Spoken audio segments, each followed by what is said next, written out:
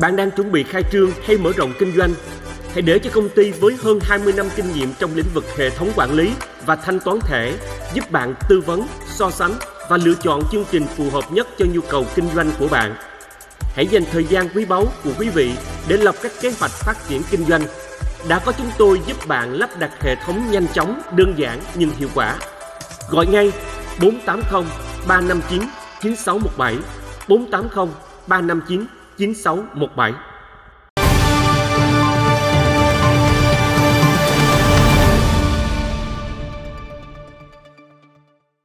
Well, hey everyone, welcome back to another episode of my show here. I'm really honored today to also have another member from the Filipino community. We've been talking to them quite a bit and I'm very impressed by every single one that I've talked to so far. But today we do have Mary. She is currently the Miss Filipinos Independence Day celebration. So it's such a good name and a long name. We're gonna go into why there is that title, but she won this title back in July. So hearty congratulations. Thank you so much, Mary. And I'm going to ask you to share your full name. Yes, it's Mary Gloan Abuan Macaraeg Bartolome. But that's actually shortened as well. Okay. It's Maria Gloria Antonia. Okay. So educate our audience a little bit on how your name was comprised. Well, what's your name is comprised of? Well, Filipinos are very well known for combining names. So my names are actually from my grandparents. Maria is my grandmother, mother's side, and Gloan is a combination of Gloria and Antonio from my father's side. Oh, wow. So that's how I have that name came about. So I love it. It's a long and beautiful name. Yeah, thank you. And of course, we carry our mother's, husband's names too. So there's one Macaraeg Bartolome. That's my mother's, father's, my husband's last name. Okay. But what's probably the longest name that you have seen? Yes. Actually, if you look at my ID, it does say like Mary Gloan Macaraeg Bartolome. They're like, which one? The first and the last one. Go for it. Very lovely. Well, thanks for sharing that. Absolutely, no problem. The Vietnamese community, there's certain names that also have many of those characters too. So we do pick up the parents' first and last names, and then in the middle, you know, they'll add a few words that make your name like way prettier. So, absolutely. So very cool to learn about this, Mary. And then of course, congratulations. Yes, thank you. And I'm sorry to cut you off, but you know, it's kind of like funny. We were kind of like joking about this earlier too, that when I introduce myself to, let's say, when I'm at work, when I meet new friends here in the United States, I introduce myself as Mary. Yeah. But when I'm introduced to someone new in our Filipino community, I'll say Gloan.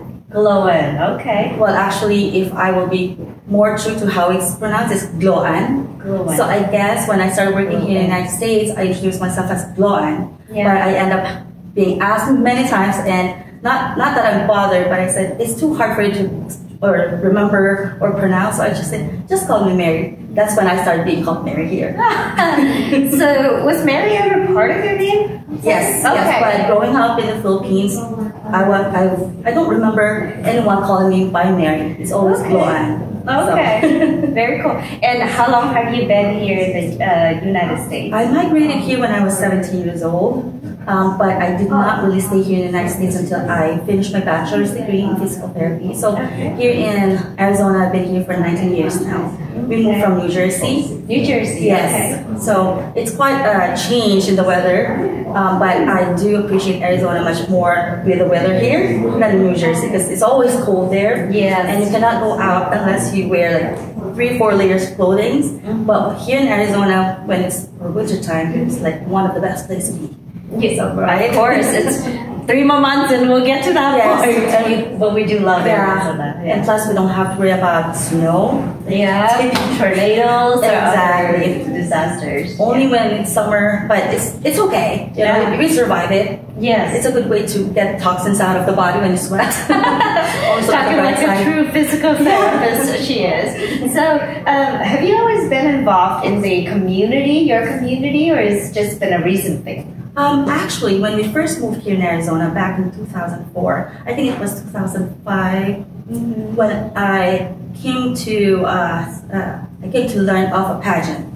It's called Miss Asia Arizona. I did join that. I won Miss Congeniality. Oh, congratulations! I met wonderful women there too. Yes. And kind of like I got involved in a bit because of that pageant. However, you know, because I was kind of like just starting my career here as a physical therapist at that time, so that was my focus, to establish my career, get settled, like maybe buy a house and things like that. But I've always attended, you know, Filipino events, like Filipino Independence Day. But I wouldn't really say that I have been that actively involved. But and that's something that I miss. Because back in the Philippines, I'm very active in outreach programs, like with adults or like kids, and that was something that I've always been thinking of going back to.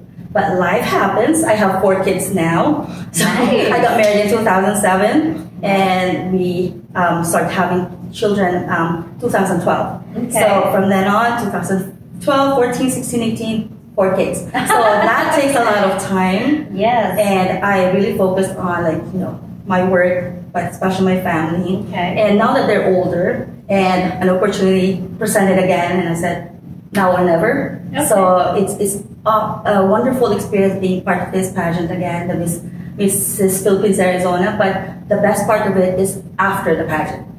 Which is meeting wonderful people like you are. Oh, thank you, Mary. But also being able to, you know, offer my time also together with my kids, together with my husband, to be part of the community. Like recently, myself and 3 of my children, older children, we volunteered at Feed My Starving Children. Oh, I love So that was a wonderful experience.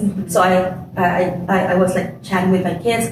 You see, the pageant is just a start. This is just opening a wide platform, doors, so that we can explore more ways that we can be part of not just the Filipino community, but to connect with other Asian communities here and show how wonderful our culture, not just Philippines, but other cultures too. Connecting with others, so it's amazing. Absolutely. Looking forward for more. So of the years you've been here for a while, you started to really now immerse yourself in the community, introducing your 4 kids to the community as well. What kind of future do you see for the Filipino communities here? Oh wow, that's such a wonderful future that I'm, you know, imagining. Yes, our community here in the Greater Phoenix is a white community. But I would love for our community to have that, even if it's just like an annual event, or even if it's like like every 2 years, like all Filipinos come together so that we can celebrate as one. Because there are so many Filipinos in Tucson and, you know, other places here in Arizona, but I guess we don't have that yet. So that would be a wonderful thing to look forward to, if it's even, I wouldn't say it's impossible, but I think we just have to reach out and see what we can do about that. And maybe, you never know, maybe next year we'll have that wonderful opportunity to have all these organizations come together. That will be a sign for sure, and I think it will be a very, very well put together event, because I've met so many team members of your communities, including yourself, and you guys have so much to offer. Thank you. And a genuine interest in pushing the community to do better. And it being the largest community. That's amazing, isn't it? That's amazing. That fact blew my mind. I think Prince Edward came to one of the show, and he knows his facts and his data, and that's what he shared, and I was blown away. I was blown away by that. So very cool. So this title here, what does it really, really mean? Filipino Independence Day Celebration, PIDC. Right. It's actually a new addition to the title holders. It's always been four titles, which is Mrs. Philippines Arizona, and there's Mrs. Luzon, besides Mindanao, Arizona, and then they added Mrs. PIDC, which is short for Philippine Independence Day Celebration. So in my mind, definitely, it's such a big opportunity to establish what this title is about. I'm the first ever Mrs. PIDC, so I'm very grateful for that. I actually have this wonderful ideas already. I reached out to the incoming president of the CFO. I have all these ideas to even encourage more, empower more married women. You know, not just to be a beauty titleist, of course, but this is an opportunity for us to come out and be more, have this platform to share what we can share to our community of Filipinos that we want to reach out to. Like some people might be needing assistance in, let's say, emotional assistance. I bet there's going to be women there that's their strength. So we just have to really look for more women, because there's my hope is that there's not just going to be 5 titleists next year. Maybe it might be 7 or 8. The more women that's empowered through a beauty pageant like that, the more wonderful things that we can achieve. So that's kind of like my hope, is that Mrs. PIDC is not just another title, but it's actually a title that you aspire to have as well, because this pageant came about because of Philippine Independence Day. This event came about because of Philippine Independence Day. So it's about Philippine Independence Day, and we need to,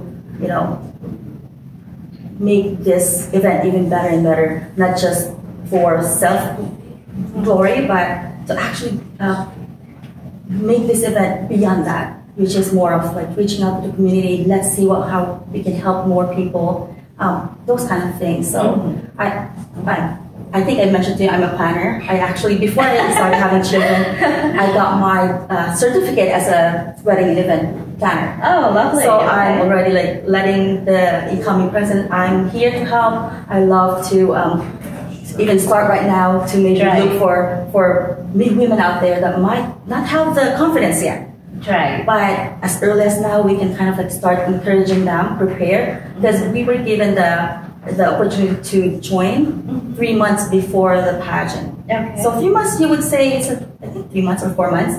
It's quite a good time, but for those whose self-esteem or confidence not that high yet, maybe you can start as early as now. Let's create a program wherein building up your self-esteem, your confidence, how to speak better in front of people, and also have a fitness program wherein we can all come together, do Zumba or whatever. So we can actually, even if they end up deciding, oh, I don't want to join, they've already gotten the benefit of getting better for them. But I bet once they go through that kind of like process, I bet they will be so excited to be in that pageant, to make whatever title, or even without title, make the best out of it, because it's going to open a lot of opportunities like this. Yeah, it sounds like that. I'm really excited. I think I hear a consistent theme between your message and Lizelle, who I also had the pleasure to talk to. It's all about empowering women, especially married women, because we used to think when you're married you have 2 kids, 1 kid, or 4 kids. Then it's all about the kids, but you certainly can make time through your example results. You can make time, and you can continue to contribute to the community. So that's really nice, and I think that's that's a different message hearing from, say, like pageants of Miss. These beautiful young ladies about to start their life. They have a lot to look forward to. But I think it's really important to also, like married women, the misses, to also have missions and really contribute into the world. And I think when you get married, your priorities shift from your just looking at what your needs are. It becomes beyond yourself. At that point, like you put your family first, and you sometimes forget about yourself, and then you feel bad, like looking in the mirror, like this is not the person that I was, and you start to resent. And we don't want that. We want married women to feel like, hey, I'm still the same me. I just have an extension now, and I want to show to my kids that you can be busy, but you can still achieve a lot of other things involving your family. So, talking about your family and your kids and your husband. What did they say when you tell them that you were going to enter the pageant? Well, my husband, my mom, of course, they knew that I love beauty pageants. Not just the idea of winning or having a title. Of course, when you join a pageant, you aspire to win the title. But the best part, actually, of a pageant for me is the process. Like meeting all these wonderful women. As long as you have that mindset that you're not going to compete. Because your fellow candidates are not your competition. Some people will say it's yourself. No, I said it's not. It's the time. That's your competition, especially for Mrs. pageants like this. But what they felt about me joining this pageant, they always knew that there's that desire for me to join pageants again, because I've been joining pageants ever since high school days, college days. So the last pageant that I actually joined before this Mrs. Philippines Arizona was Miss Philippines, Arizona. Oh, wow. That was back in 2007, so it's been quite a while. It's been a while, And fortunately, I won Miss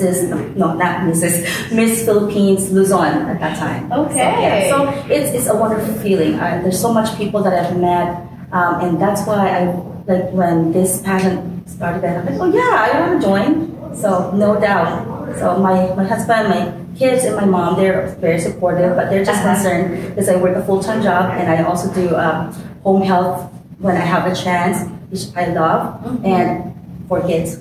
Yeah, that's more than enough to say. And I think people will find it inspiring that you have so much on your plate and you still are able to position time for this. I mean, we talk about families, we talk about just your overall aspiration, but you do have a normal 8 to 5 job. That's that's actually in a field that it requires a lot, which is you're a doctor in physical therapy.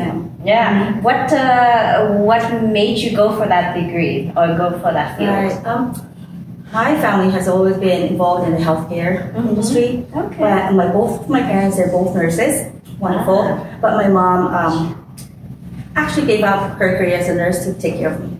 So, but anyway, going back, I knew that I will always be I wanted to be part of healthcare, but I know that I won't be a nurse because I'm not good with needles, bloods and fluids and everything like that. But I also thought of I want to be a healthcare provider that can spend more time with my future patients. And then my aunt at that time, starting college, she said, I'm starting physical therapy. So little is known about physical therapy, but the more that I see and know what she's about to be, I was like, that's what I want to be. I want to be a physical therapist and then maybe doctor, but that didn't happen. Like doctor of medicine, because I really love what I do because I get to spend hours and very quality amount of time with the patients as well, and I get to see someone coming in through the doors unable to walk, and then at the end of the plan of care they're walking, running. What can be so rewarding than that to make a big difference in someone else's function, their quality of lives. So I've worked as a physical therapist for 18 years now.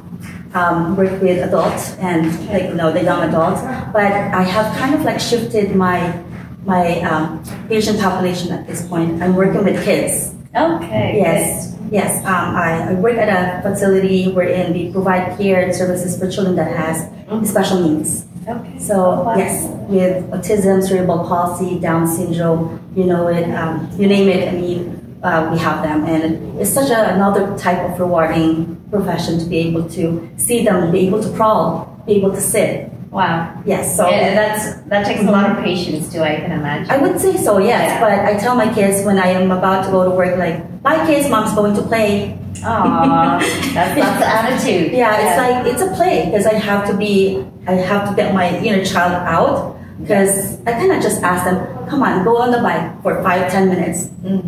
Not gonna work. So I have to be creative. I have to play with them, run tag play, things like that. So it's really fun. Wow, was such an inspiration. I mean, certainly working with kids and of this profile here, you have to be extremely creative and patient and just look at things from their eyes and from their limitations and or their abilities. So. Yeah, very inspiring. So congratulations. Thank you. So tell us, what's the difference between what you do as a physical therapist versus somebody who does massages versus somebody who does foot massages? This is such a great opportunity. Yes. So I work at a facility just to kind of I will get to my point. Take your time. So I work in a facility wherein it's interdisciplinary. So this is my best way of describing the differences of our profession. Okay. That place has physical therapist, occupational therapist, speech therapist, massage therapist, acupuncturist, and chiropractor. Oh wow. So being a physical therapist, we actually can do some parts of what an occupational therapist can do. Being a PT, we can do a lot of parts of what massage therapists can do. Being a physical therapist, we can do some of the things that a chiropractor can do. Yeah. And being a physical therapist, we also have training to use needles, those needles that an acupuncturist can do. So we would say that a physical therapist can really use a lot of modalities to help people get better, improve their quality of life, or at least minimize the dysfunction. So as a physical therapist, we have to think of multimodal treatments. That includes therapeutic exercises, like improving flexibility, strength, mobility, and stuff like that. Therapeutic activities wherein a person is unable to get out from their beds to just sit on their chair. How can we help them to transition from that? It might be simple, but if you're incapable because of an injury, that's a lot of difficulties there. So that's what we do. And part of our function or care as well includes massage therapy. But unfortunately, if we were to document as massage therapy, it's not going to be paid for. Because we are, that's why massage therapy is not covered by insurance. But if you go see a physical therapist that can do massage therapy, but it's actually a soft tissue mobilization. Because it's, for us, I cannot definitely differentiate how a massage therapist get their license. That's part of their training. I can only speak for how we were trained. And that's definitely learning the origin, the insertion, the nerve endings of all nerve innervations of the muscles. If this muscle is not working, is there any muscle surrounding it that's affecting that muscle? So there's kind of like a very intensive way of us learning head to toe. If you're hurting in your shoulder, it might be coming from your hip. So we have to look at the entire body to be able to say, actually, you came in here for your shoulder pain. Let me check your hips, let me check your neck, let me check your back. Because that might be the origin from where it's coming from. So from there, we will determine, is it just therapeutic exercise? Is it just stretching, strengthening? Or should I do manual therapy wherein I need to release? I need to use use needles for dry needling, which is like a more invasive way of releasing a muscle, but that's additional training that we have to go through.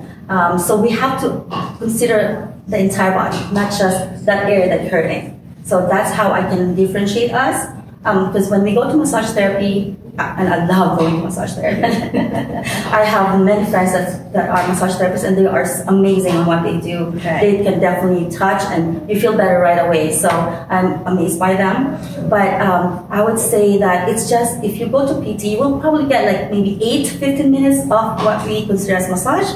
But when you go to a massage therapist, they will definitely focus on where you want them to work on. For a full hour or 90 minutes, like whatever. You want your lower back to be treated for a full hour. That's all they're gonna do. But if you go to a physical therapist, I'm sorry, you cannot just say, my back is hurting right now, and that's all I'm gonna focus on. I'm gonna put you on the bike. I'm gonna have you do this, and then it's the whole person that we have to consider. And sometimes we also serve as like a psychologist or something like that, because it's about changing mindset as well. Like, you cannot just keep coming to have those passive modalities like the heating pads or the electrical stimulation. You have to change your lifestyle in a way. You have to engage yourself to a more active lifestyle, and how's your diet, things like that. We don't go into other professionals like, oh, that's an expertise of a nutritionist, but we can advise, we can refer them. Let me have you go to a chiropractor because you might need more mobilization or manipulation. Let me have you go to nutritionist because you have to take care of your diet in order for us to lessen your lower back pain because you've got some additional weight that you have to lose. So we put a lot of like hats on our profession because we have to be able to say, oh, it's not just exercise that you need this service as well. So we're kind of like, here in Arizona, we have direct access, meaning you don't even have to see a doctor to see a physical therapist. I'm not sure about insurance coverage about that, but you don't have to go see a doctor to see us. You can actually just go straight to a physical therapist and you can be evaluated. And then after evaluation, we can send that evaluation to the doctor, have it signed, and insurance might cover for that. So it's really a very good, like I would say not very good, but an excellent profession to be in if you really want to have that connection with the people that you're going to be, meeting, be a client, be a patient, but you'll be a big part of their lives because for sure you're affecting their quality of life. So. Absolutely, and I mean, you're in pain and there's not much enjoyment there. So you absolutely do know what you're talking about. You're passionate about that, and I'm glad that you you take your passion and you apply it to more meaningful people to service, in this case, you know, the kids. So it sounds like you found your true calling of what you do. It's amazing. Some people will go through life not able to find it, but you seem like you found that. Thank you. I feel that way too, because you don't want to get up in the morning like dragging yourself to go to work for like 8 hours a day. I do work up to 10 hours a day sometimes. So you want to be in a profession that you enjoy, that you feel like it's not a job, but it's a calling. So it's like having this title.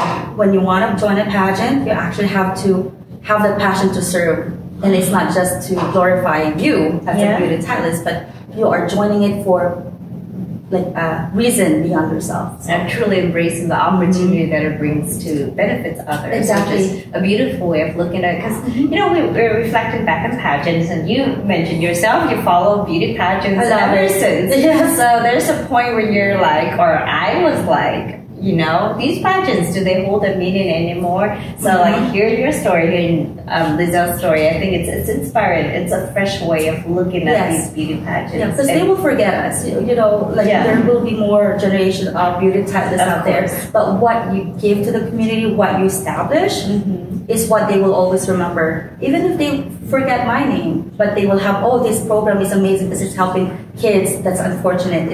It has helped a lot of homeless people. It has opened up opportunity for families who has autistic children. Absolutely. And those are the things that is, you know, better part of the pageant, not better part, but the best part of the pageant is what you can give. Agree. And what the community can give to us too, which is empowering us to feel like, hey, I'm making a difference. You're contributing, you're making a huge difference in lives and the community as overall.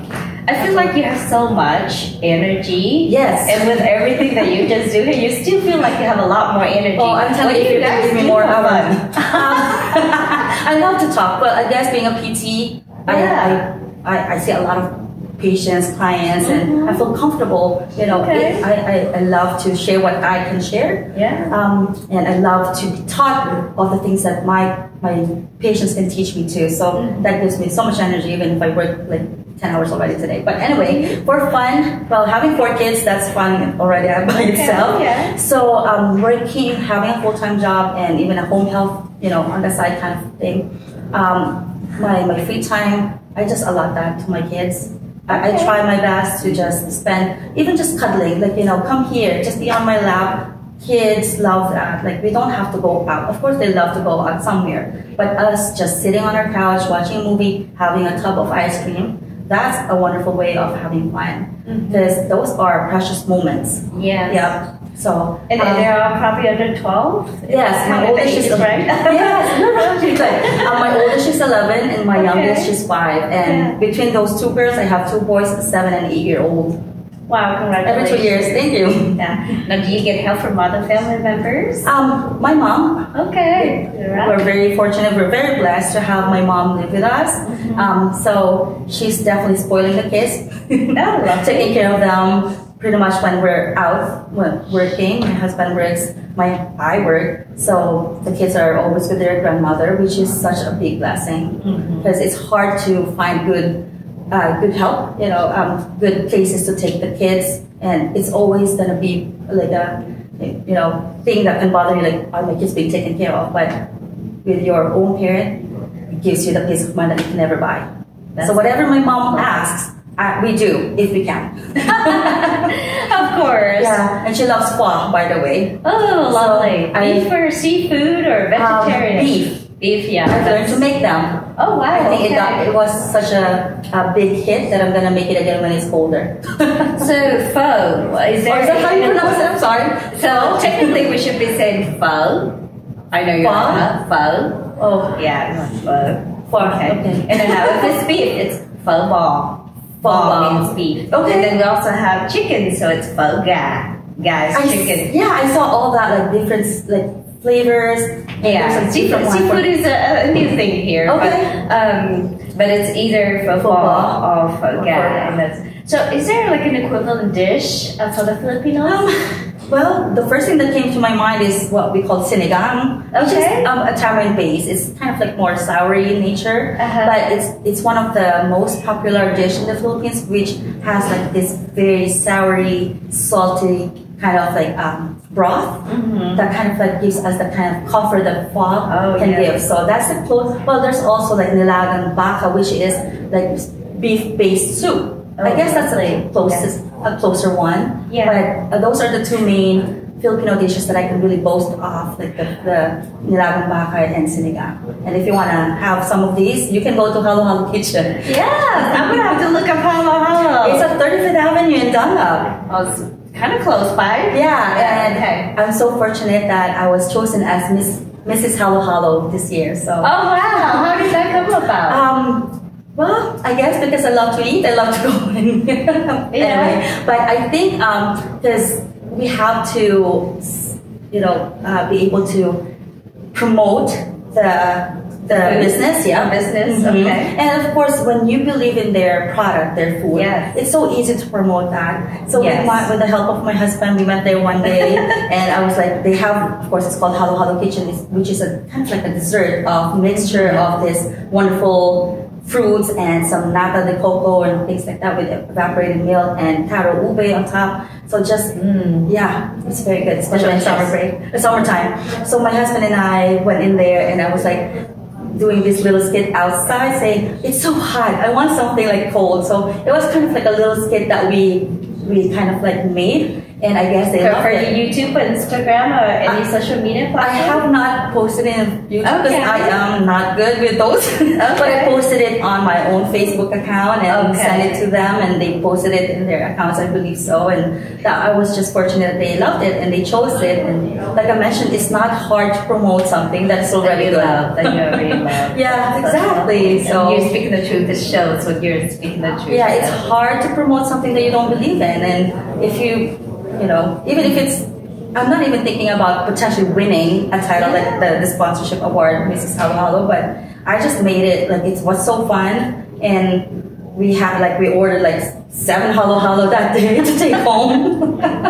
So that was it. Yeah, if you have the time, please go to Halo Halo Kitchen and have their Halo Halo. Okay, it definitely will be on my bucket list before the summer ends here for sure. So if I were to ask, like, if your husband were to describe you in 3 words, what are those words going to be? Maybe we can ask him because he's here. But I don't know. I hope he will say that I'm a good mother. Okay. That I try to be a good wife. Okay. And I'm a good person. Well, let me add the 4th one, that I'm God-fearing. So I hope those are ways that he can describe me. I can only hope, but I do my best, and that's all that we can do. And I would love for him to say that I've been a good mother to his children, because they are our legacy. When we're, of course, so when we're gone, they are who we want them to be, the person that are God-fearing and be a good servant for the community as well. I am certain they will be with your guidance. You certainly have a lot to share, and I hope that they will embrace that, and they will spread all that you have to share to this world. Thank you so much. I know we're kind of reaching the end of the contract here, but where will we be able to find you, audience, if they're to catch you? Where would they be? They can find me on Facebook. Okay. Is it okay to say that? Absolutely. We're going to put your Facebook link so that I can find them and be friends. Yeah, especially if they have questions about, special needs children, because that's my specialization at this time. I have an autistic child myself.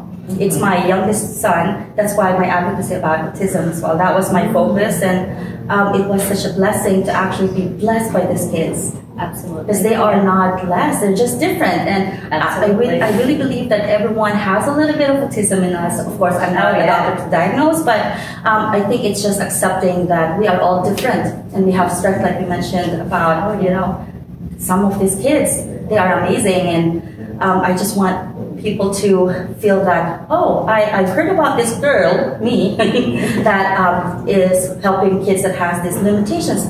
Maybe I can reach out to her or something like that. I would love to be their resource. Other than that, as a physical therapist, I specialize in cancer therapy, cancer oncology therapy, clinical. I'm actually a board certified clinical oncologist. Oh wow! So I work with breast cancer patients. A lot of like patients who's going through that battle, the cancer, battling cancer, and I believe as a physical therapist that exercise is a big factor. It's just that they're afraid to do things because they don't know if it's going to hurt them. Okay. So if that's another thing that they want to reach out to, they can reach out to me. And another one, those big legs, like swollen arms, swollen legs, that's not going away. That's also my specialty. So it's called lymphedema. So if you haven't heard of lymphedema, that's the type of swelling that doesn't go away because there is something in our body that's not really reabsorbing it and underground. And there's not much lymphedema therapists in our area, so I'm one of the blessed one that got that kind of certification. So certainly we're going to have to grab those information and publish your information so that these are very rare skill sets, and I think our community, collective community, does require. I'm going to have a lot of needs, so that'd be wonderful. And even if I'm not going to be their providers, I want to be the contact person, because if not from me, I can ask somebody, will you be able to help this? And it's just communicating, and you'll soon find the right person to provide the care. And sometimes you just scratch your head, I don't know what to do. And if you know someone, don't hesitate to reach out, because we know a lot of other people too that can help better. That's wonderful. So you have a network of people, of helpers too. Yes. So one last question for you. Sure. Do you have any aspirations or any plans to go back to your homeland and also make a difference there? Absolutely. I've already have this plan, and I've already made it. Kind of started with this plan already that we're thinking come January, the first Saturday maybe of next year. I'm thinking of having this Christian concert where it's going to be a free concert, but they can definitely donate for a cause, because I'm planning to go to the Philippines the third week of January.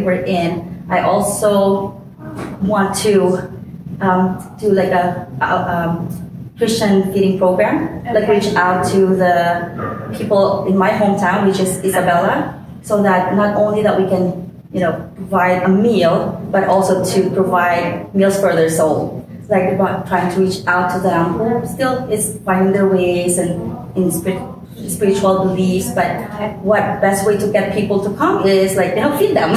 Feed them with love, with food that we all can enjoy.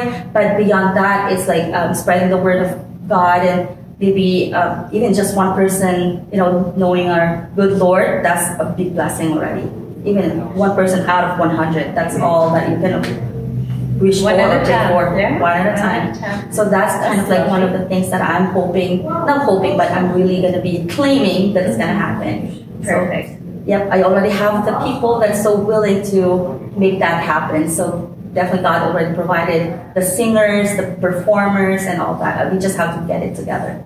That's perfect. Well, and of course, when we post her Facebook link, if you do want to follow these activities and support by donating or by joining the events or in any other ways, I'm certainly, Mary and team will more than appreciate your help. Absolutely. I will be so blessed if I were to be able to, help anyone that I can guide to where they can go to or talk to. So, absolutely. Perfect. Well, everyone, I think today's session is actually much longer than our typical one, but and I didn't get much of an opportunity to translate into Vietnamese, but I think... I'm sorry. No, you're perfect. I mean, the voice is clear and loud, and I think all of our audience didn't need any translation. So it's been a real pleasure, Mary. I will continue to... We'll have to connect with you on Facebook, follow what you do, and be as supportive as we can be, and also, of course, Viet News USA as well. So it's such a pleasure, it's such a blessing to be here and be able to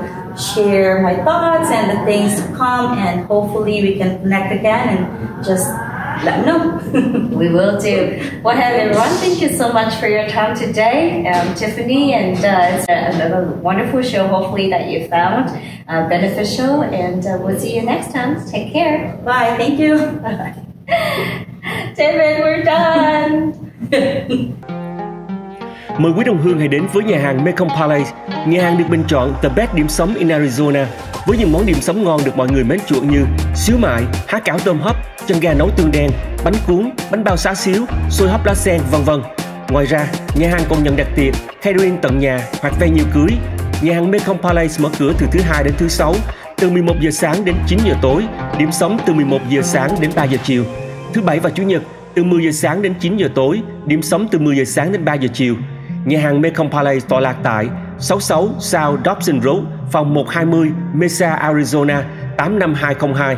Điện thoại 480 962 0493 480 962 0493.